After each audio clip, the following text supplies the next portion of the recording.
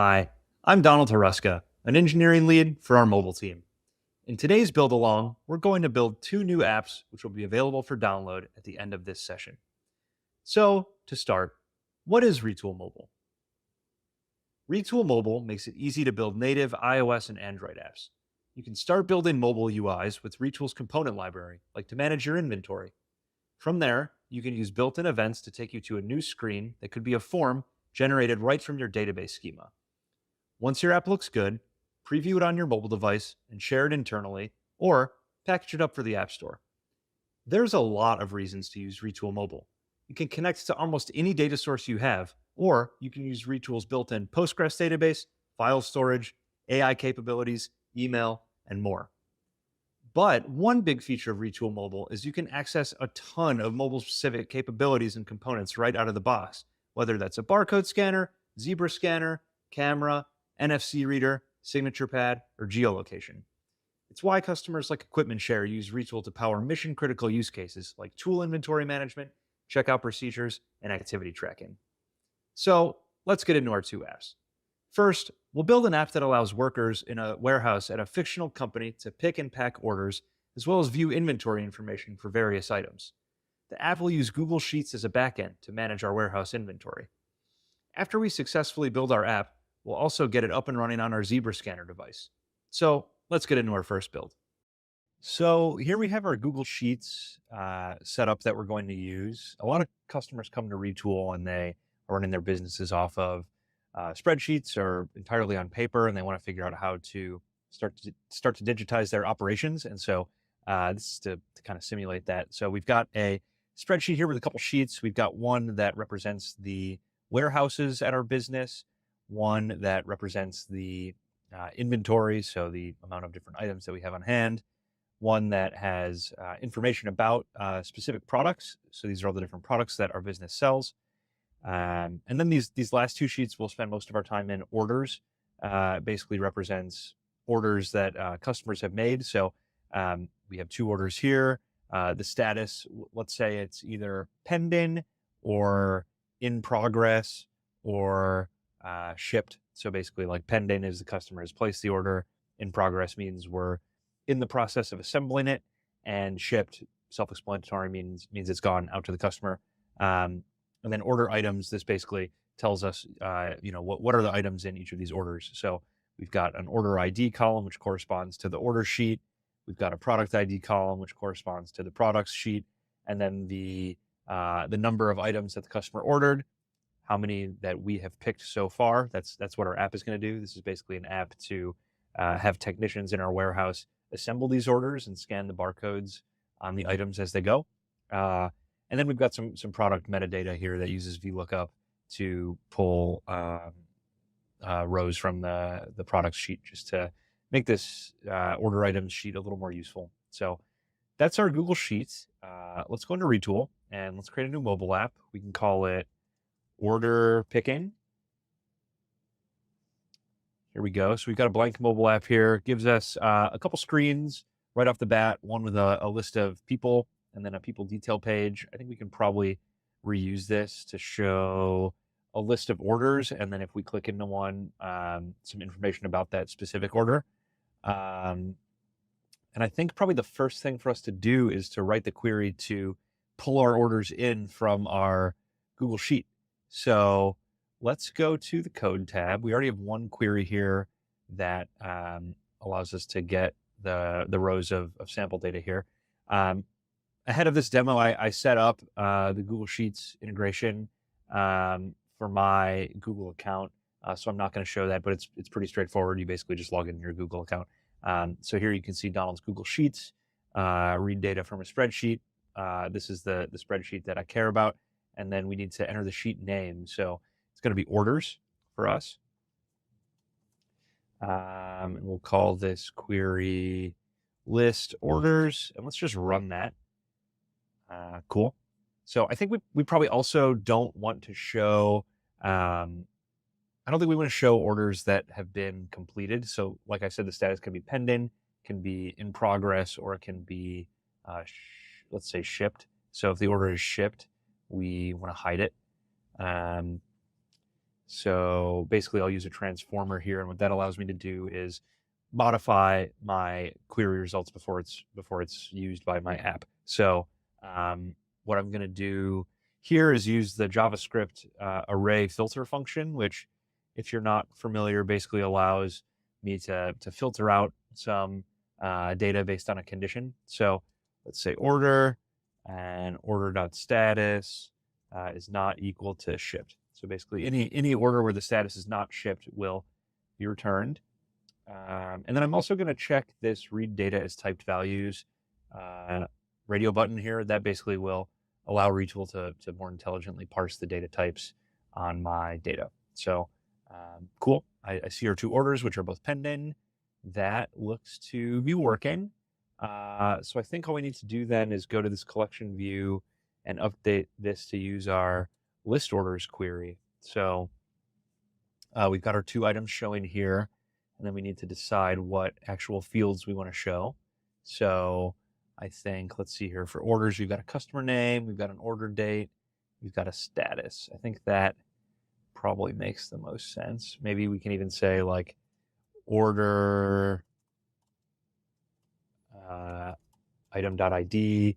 That'll give us the order number, maybe the order date, and then order status.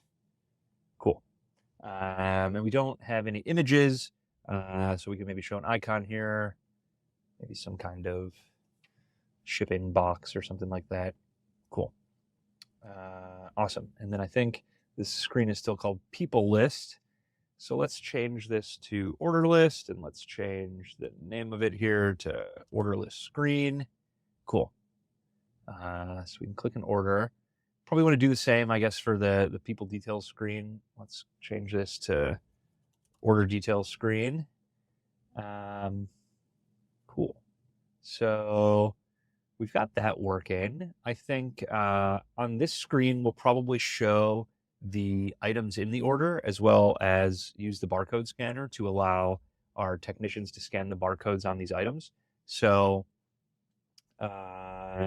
let's go ahead and get that figured out. I guess probably first thing we want to do, when I tap into one of these orders and I start picking it, I think I probably want to update the status on that order from pending to in progress.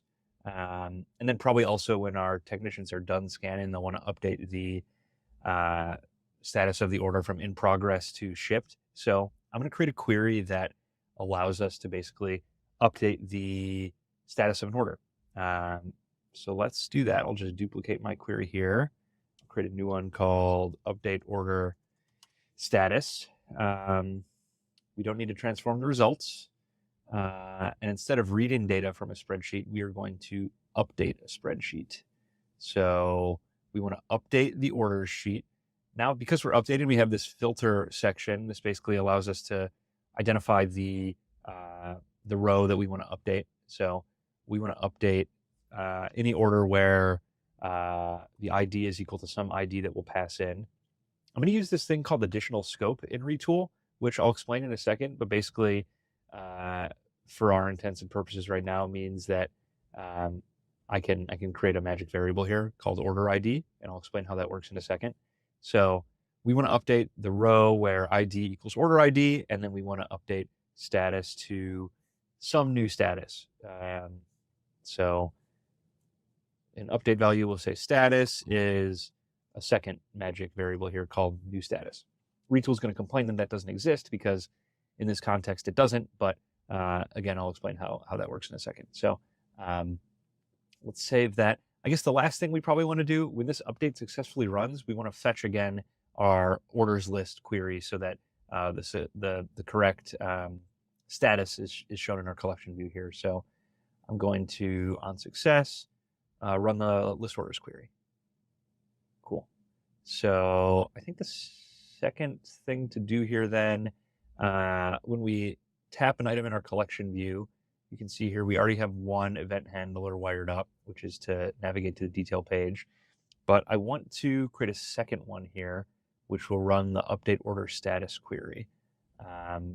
Because I'm using additional scope, I am going to use the run script utility here, and I am going to write the code to trigger the update order status query. So I'll trigger that query and I'll pass in this additional scope object, which basically allows me to pass in the values for those magic variables. So I believe one was called order ID, which will populate in a second, and the other one was called new status. So in this case, will be in progress because we're clicking into one of these orders. We want to say that order is in progress. When this runs, we will have selected an item in our collection view. So I can get the order ID by looking at the collection view one.selectedItem.id. Selected item on a collection view, basically when something has been selected, will represent the item that's been selected, and we can access its metadata in there. So yes, let's go ahead and select order one. Looks like our query ran, but it had a problem. What was the problem? Oh, we might want to wrap some quotation marks around this. Let's see if that works.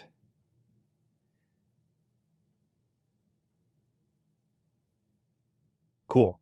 I think that worked because I see status in progress and I don't see that red error indicator anymore. And if I go into our sheet, cool, our order is marked as in progress. So that's great. We've now read data and are updating data.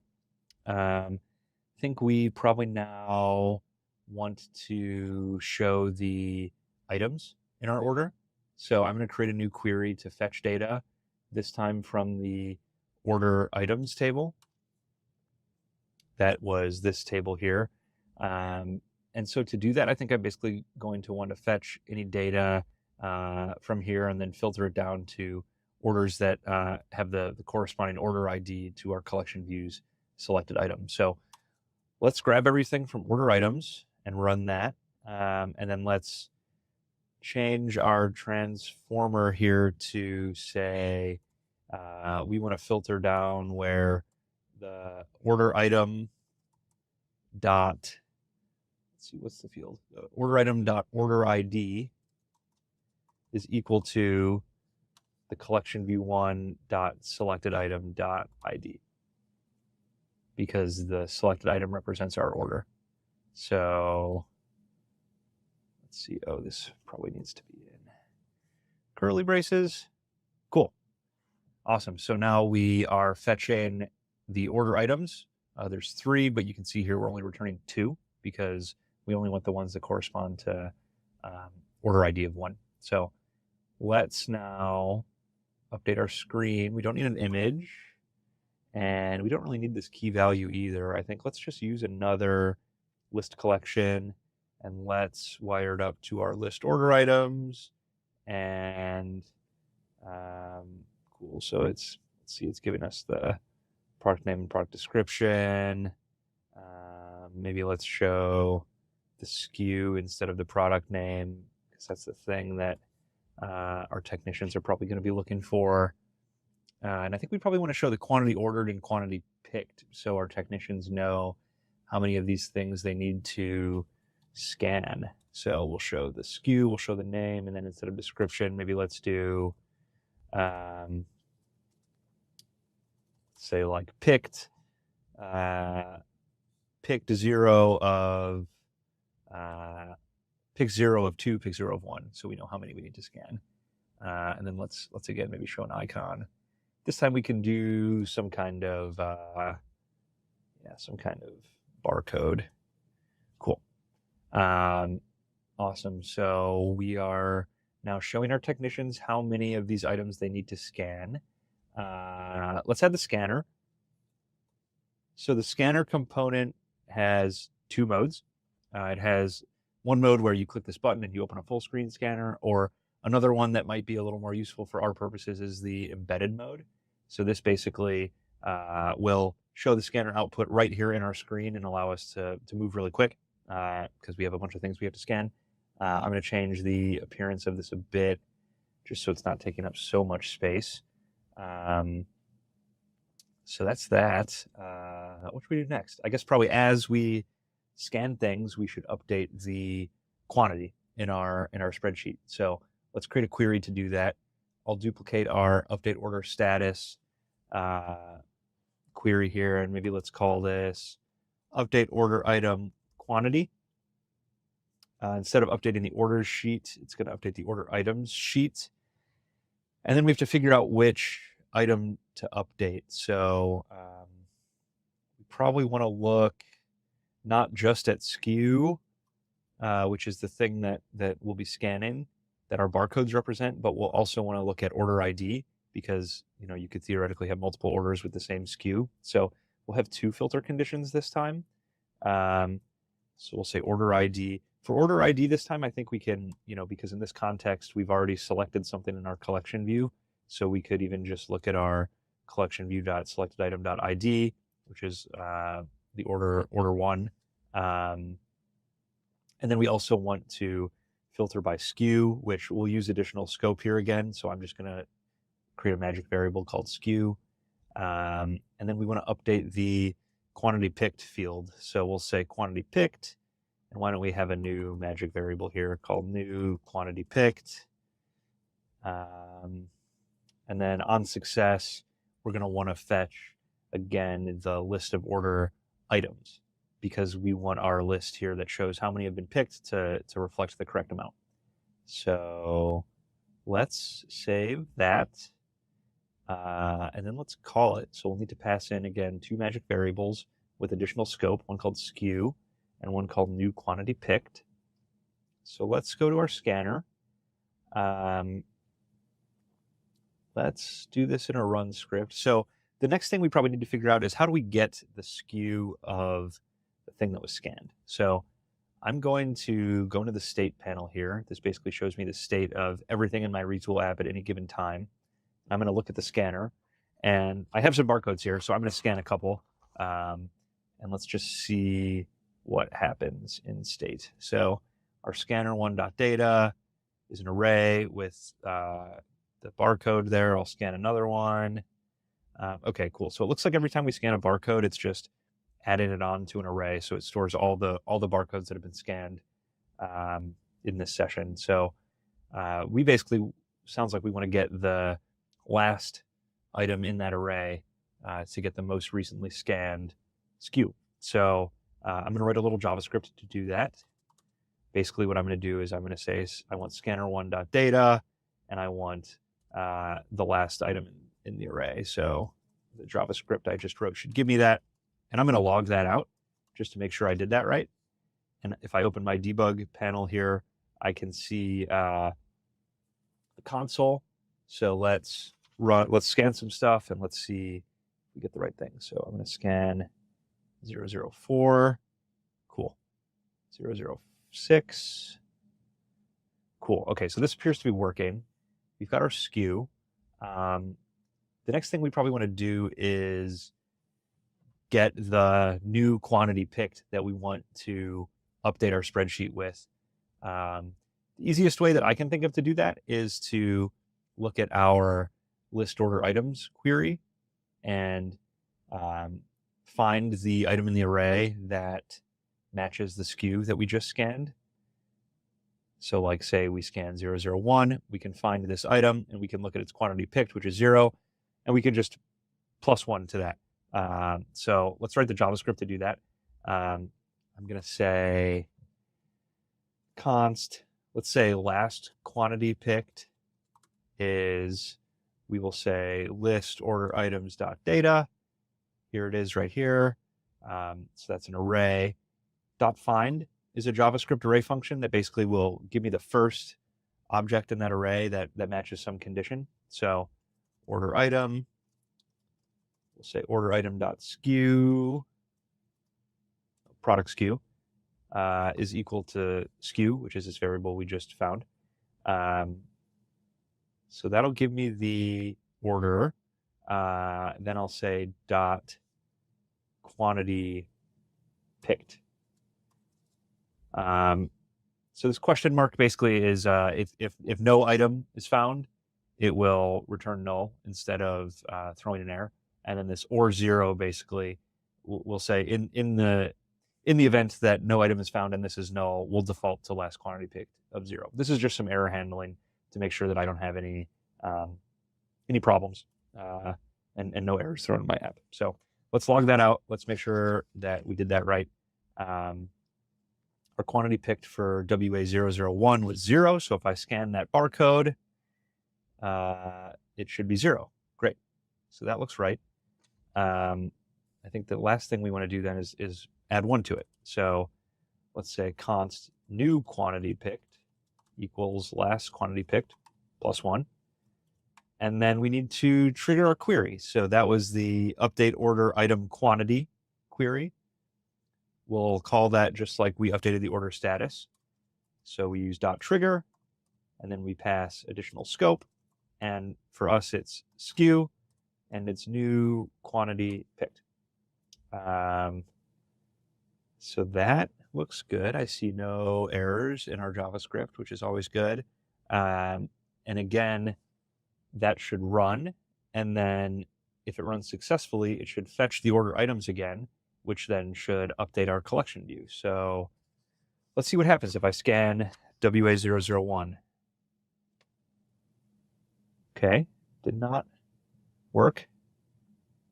It also did not update in our spreadsheet. So we probably have some minor mistake here somewhere. Let's see, new quantity picked. This is the type of thing where a minor spelling error could be the issue. Let's log out what we're sending to the query to make sure that it's what we expect.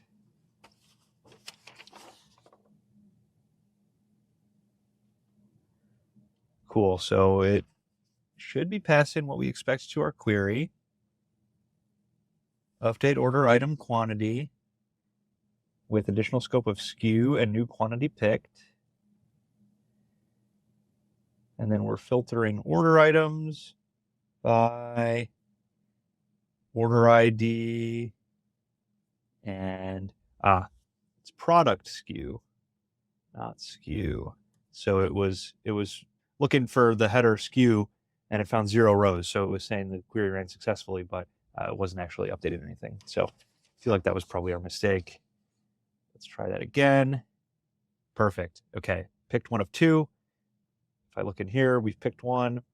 Let's scan that a second time. Cool, pick 2 of 2. A nice touch here might be to maybe show a different icon if we've picked all we need to. So let's say if item.quantity ordered is equal to item.quantity picked, then we'll show a different icon. That's what this little question mark syntax does. This is called a ternary in JavaScript. So let's say if we've picked what we need to pick, we will show a little checkbox icon. Cool. And then I think the last thing that would be cool to do here is if we have picked everything we need to pick, then let's show a button that allows us to mark the order as shipped, which the technician can tap when the order is done and shipped out. So we already have a query to update the order status, so that should be pretty straightforward. We just need to create a button here. So we'll say mark as shipped. We can write, again, the JavaScript to do that, which we've done a couple times now. We'll call update order status .trigger. It takes in additional scope.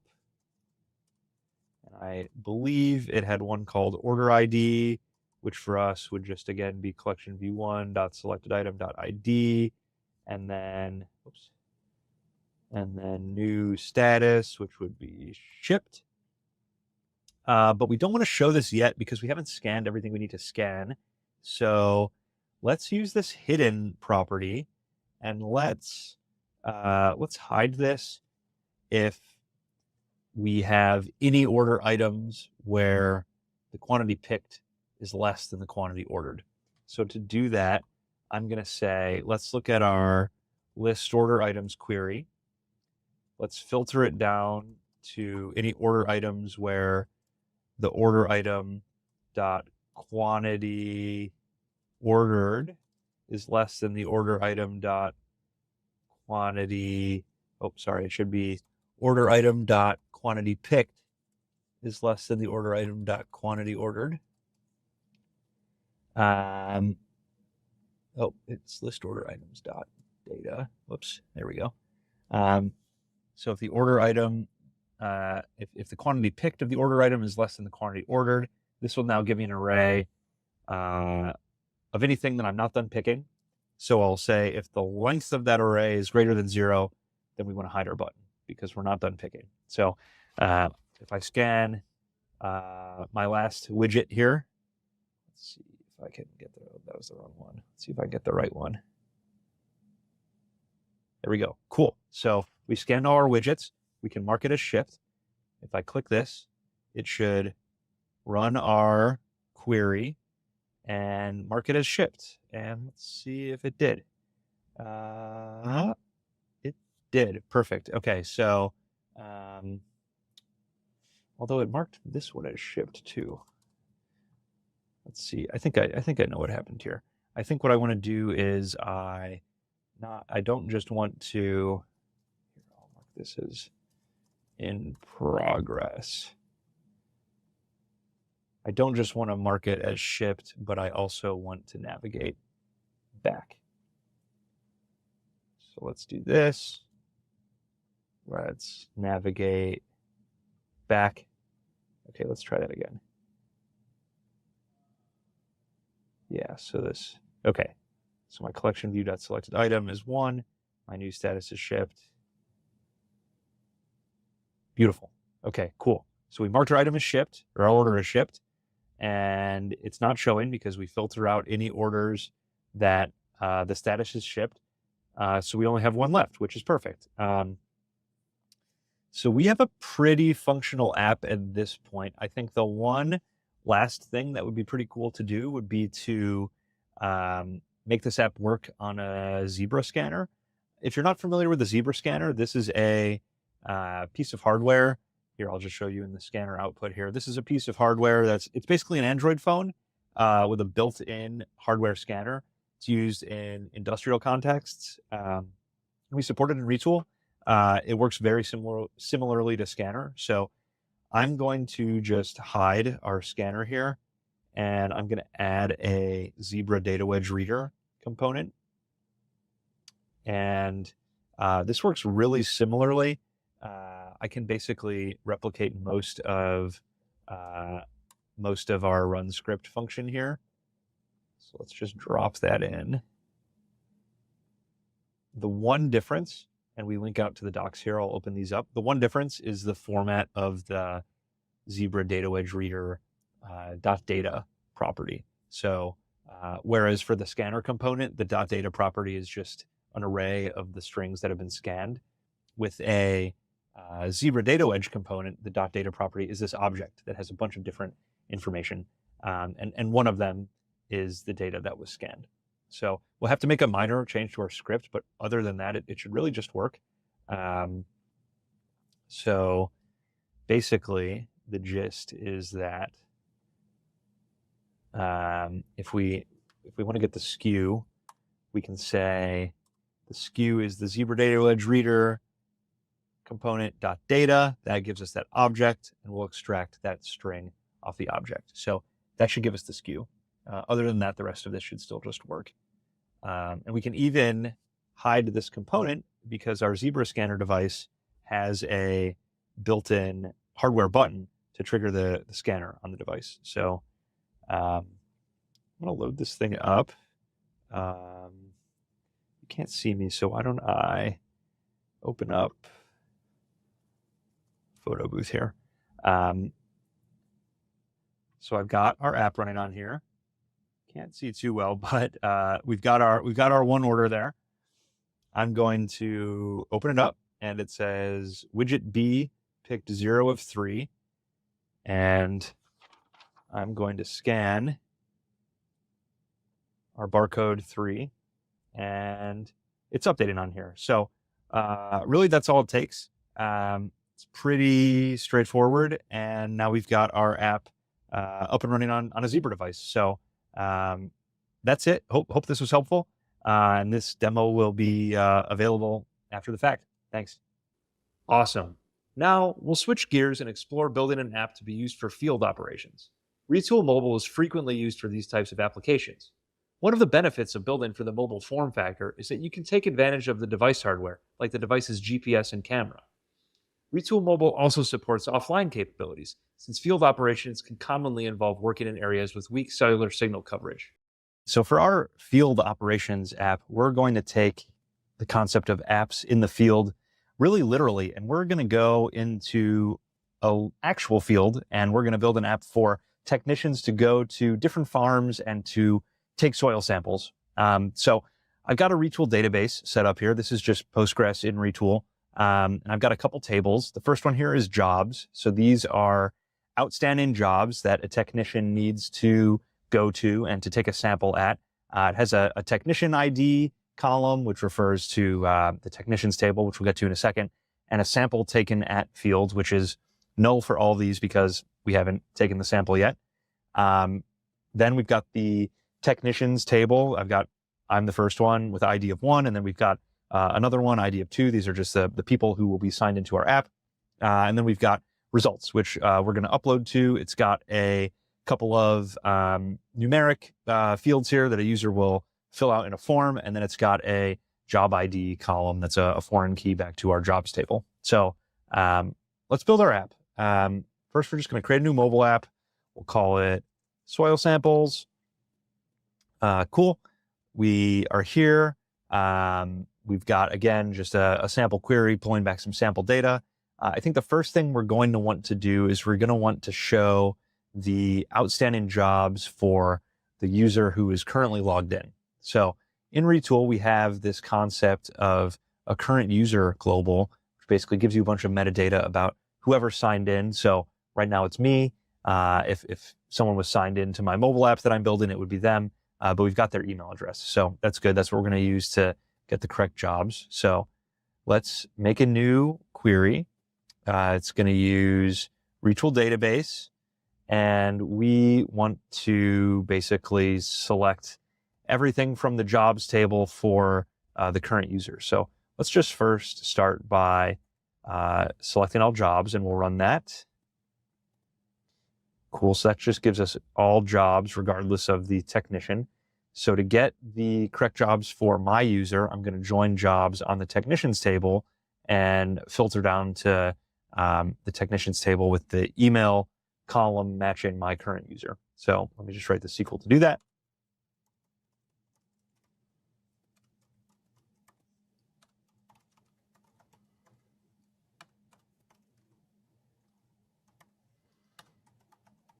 So I'll filter down to where the technician email is equal to current user dot email. That was that object I was just showing you.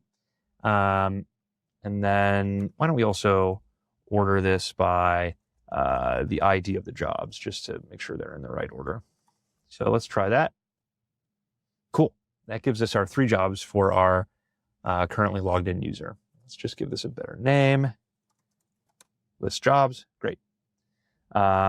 Cool. So now let's go ahead and let's update this to list jobs, which should now give us the jobs for our user showing up in the UI. So here's our 3 jobs.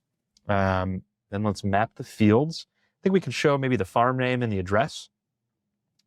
So let's do farm name. Let's do address. We don't care about caption, and we don't have any images, so maybe let's just show an icon. Let's show, we have some kind of like barn icon. Nice. Yeah, that one's pretty good. So let's do that. Awesome. Cool. So we've got that. I think now the last thing to do on this screen would be to change it from people list to job list. Job list screen. We also probably want to change our people details screen to job details screen.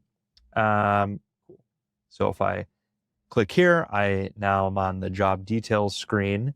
I think the first thing that would be cool to do here would be to show a map to see, where in the field our technician needs to go. So we don't need an image, but I'm going to insert a map component. It's got some kind of default data here out of the box. We don't need GeoJSON.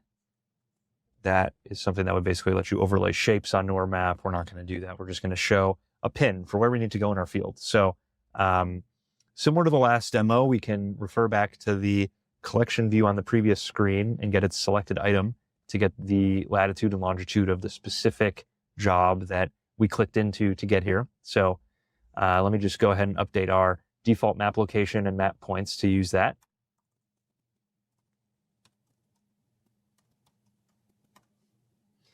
So I'll use the sample latitude. I'll use the sample longitude. Cool. Looks like we're going to be in Watsonville. And let me update the location of the map point.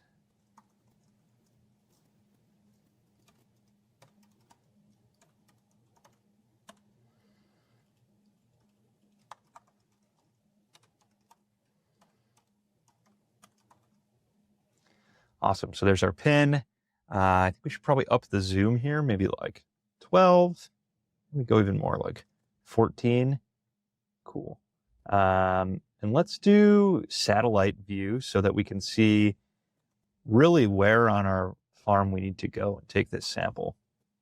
Let's do zoom of 16. That gets us really zoomed in there. Cool. Awesome. So that's perfect for our map. I think we now probably want to give our users a way to navigate to this farm. So I'm going to create a new float in action button, and I'm going to use this button to basically open the Maps app on our user's phone.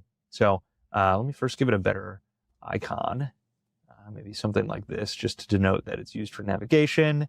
And then let's open a URL. So there's a few different ways to open a Maps app. One way is that you can open a URL. I believe it's geo, and then you do the latitude and the longitude. That would open on iOS. It would take you to the Apple Maps app, and on Android it would take you to Google Maps. I want to test this out in the browser too, so I'm just gonna make it open Google Maps everywhere. So to do that, you would just use a Google Maps URL, and that on both iOS and Android would take you to the Google Maps app if it were installed, or otherwise just take you to the browser.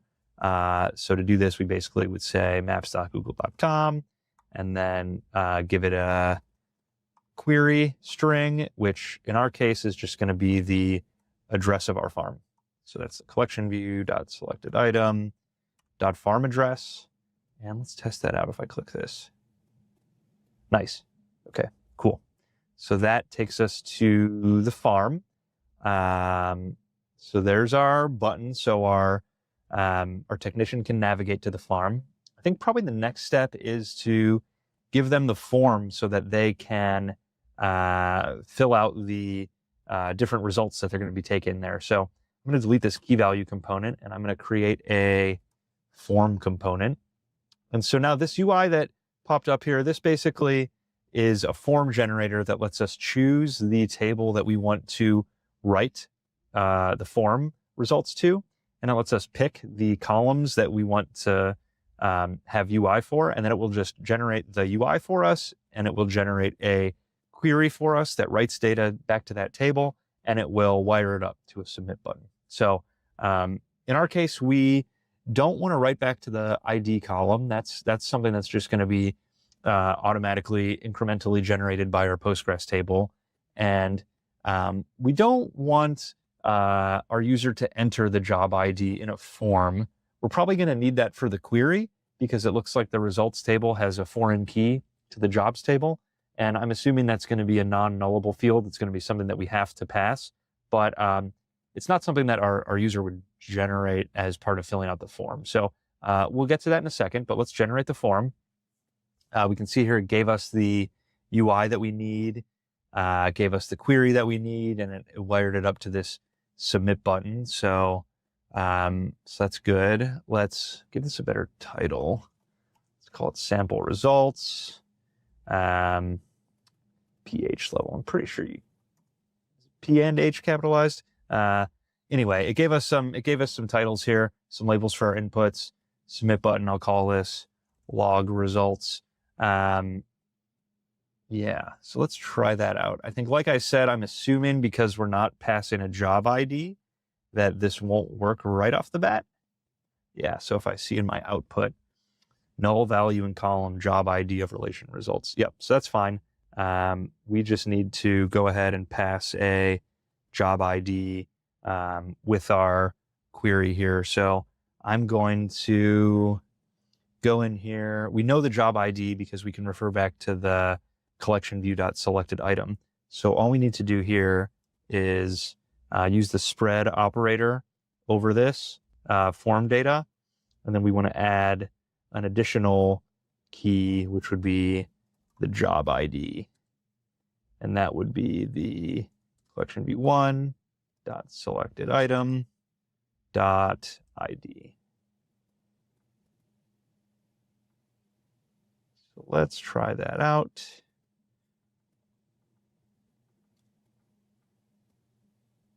It looks like it worked. Nice. Cool. So we logged a result back to our results table. That is good. I think maybe the last thing we want to do is navigate back. I suppose we also want to log the sample taken at date. So that's maybe one more thing we would want to do on button submit here. So let's create a second query to our Retool database. And this would just update jobs, and it would set sample taken at to now. It's just a Postgres function where the ID of the job is, we can just refer right to our collection view selected item here in the query because this is going to be run from our detail page. So that should be all we need to do there. I'll call this mark job as sampled. And then similar to the last demo, I think we also on success would want to just rerun that list jobs query just to make sure that it has the most up-to-date information and has the sample taken at column there. In fact, maybe we also want an extra condition here where we don't show any jobs that have already been completed because this is a list of outstanding jobs. So I'll even update this query and say we also want jobs where sample taken at is null. And oops, don't need that semicolon. Cool. Okay. So nice. So let's see. I think maybe the last thing for us to do then would be on this button, we not only would want to submit our form, but we would also want to mark the current job as sampled. And then I think probably the last thing we would do after the current job is marked as sampled, we would also want to go back. So we can even just do that in our success handler of our query. So let's try that. Let's log our sample results. Nice. Okay, so we went back and now we don't see that farm anymore because we already took the sample. So let's see, what else can we do here? I think one more thing that would be cool to do would be to log an image of the terrain. So maybe we might use a camera component to allow our technicians to take an image of the surrounding terrain. So let's go ahead and let's add an image input to our app. We'll put it above the submit button. Instead of image, we'll say something like photo of terrain. Cool. and then we're going to need to log that or hook that up to our query. So let's see. So if I take an image here, it'll be me.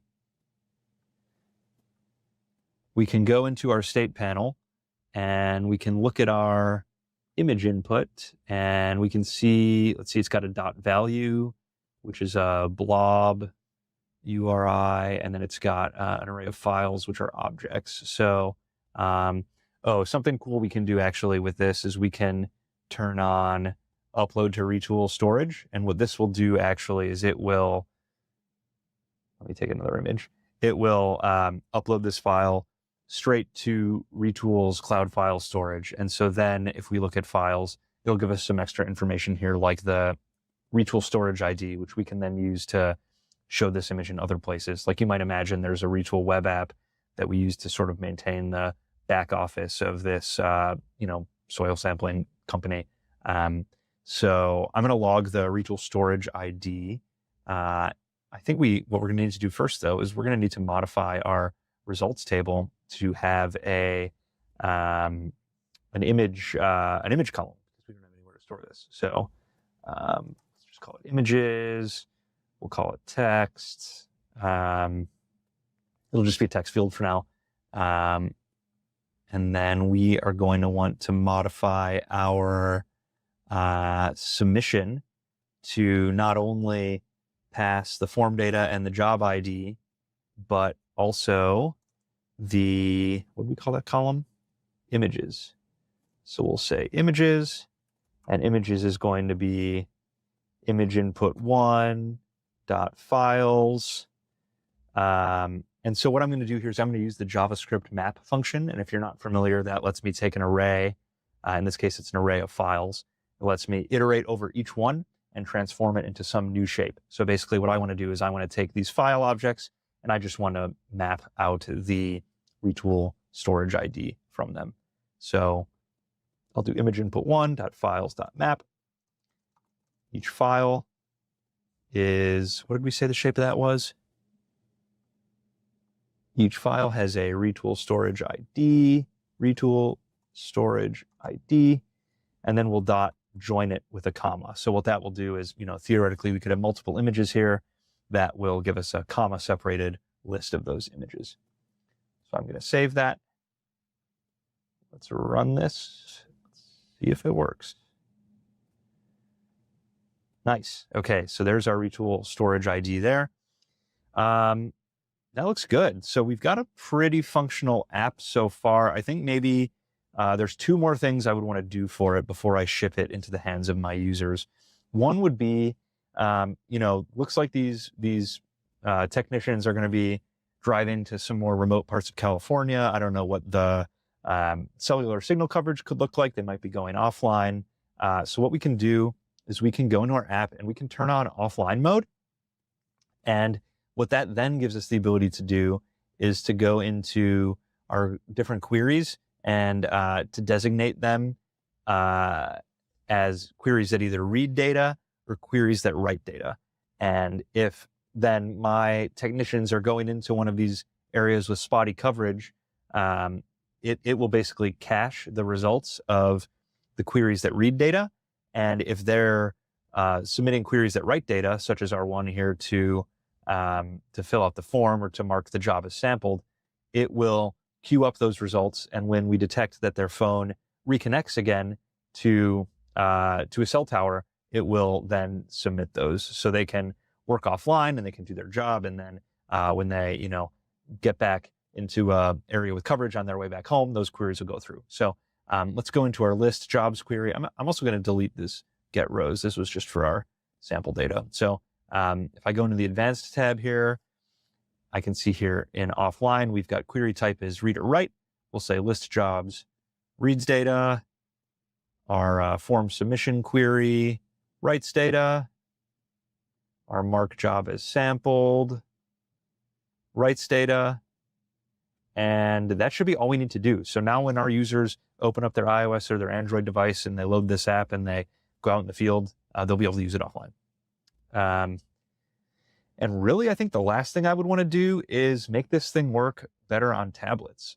I could see people wanting to use this app on iPads or on Android tablets, and I would want the app to look really good for them instead of just blowing up to be, really wide on their device. So what I'm going to do is I'm going to click here to preview what the app would look like on a tablet, and I'm going to go into my collection view here into where I have the navigation event handler, and you can see I actually already have this set up, but I want to view the detail view here in tablet mode, and I can select the portion of the screen that I want it to take up. I'm going to keep it at the default here, which is to have a narrow left side list and then a wider right side detail view. So if I click this here, I can see that my form opens to be sort of in the same screen as my list, which is really nice. And if I had a couple things here, I could click through and have the right side content just update quickly and not have the user needing to context switch. I might dial down the aspect ratio of this map a little bit just so that it doesn't take up quite as much space, but you get the idea here. So yeah, I think that's it. So in just a few minutes, we built an app that reads and writes to a database. It's got a map, lets me open links externally and other apps on my phone. We got a form. We can take photos, and it works offline and it works on tablets. So yeah, covered a good amount of ground. This example also will be available for you after the fact. And yeah, hope this was helpful. And that's it. We just saw 2 apps built on Retool Mobile. Both are available for download. Hope you check them out. If you have any questions, feel free to jump in on the Retool community forum. Thanks.